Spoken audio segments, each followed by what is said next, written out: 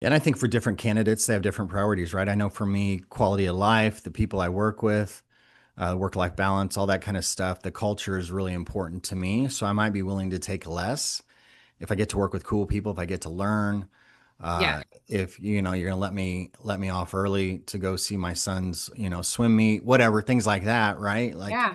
that's worth something to me. But that's just me. Some people are purely money motivated, and they say, hey, it's all about the money for me, Mhm. and I'd like them to be truthful with me about the range and not wait after we've done 5 interviews to tell me what it is and kind of surprise me.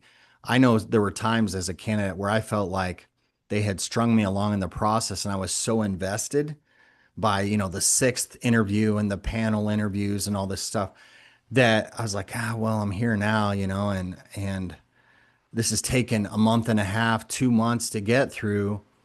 You almost feel like you're willing to compromise a little bit what you really needed, not what you wanted, but what you needed as a candidate.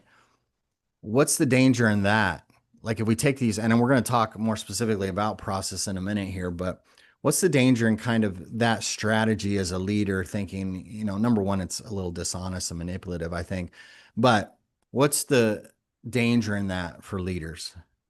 I mean, you're going to get a candidate to the end who's going to say no. And then what? You've wasted all of your insert whoever's in that process with you, which nowadays feels like sometimes it could be a lot of people involved in the process. So you're wasting everyone's time just to get to the end. And I mean, what is that costing you, right? Maybe you're passing on other candidates that would have been a better fit or still equally as good of a fit, but meanwhile you're taking someone to the end stage.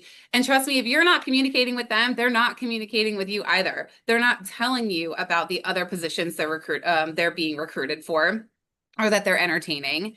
So Hmm. you're going to get to the end and think, oh, we're going into a final round with this person. Like, we're good. We're going to have this signed, sealed, delivered. Meanwhile, in that person, in the back of their head, they're thinking, this isn't the compensation I want. Or worse, they haven't even told me. I was just talking to a friend the other day who was interviewing for a position, and they're like, it's like the third interview, and they still haven't told me what they're paying for this position.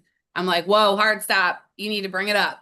But candidates are afraid to bring it up. They're afraid, oh, if I'm going to look like all I care about is money. But I mean, at the end of the day, they have a budget, you have a budget. Does it meet? Yeah. Does it not meet? So there's a lot of risks, and you're going to just lose the candidate, right? You're going to lose respect. You're going to lose, potentially damage your reputation, because people talk and they'll say, oh, don't interview with that company, So yeah.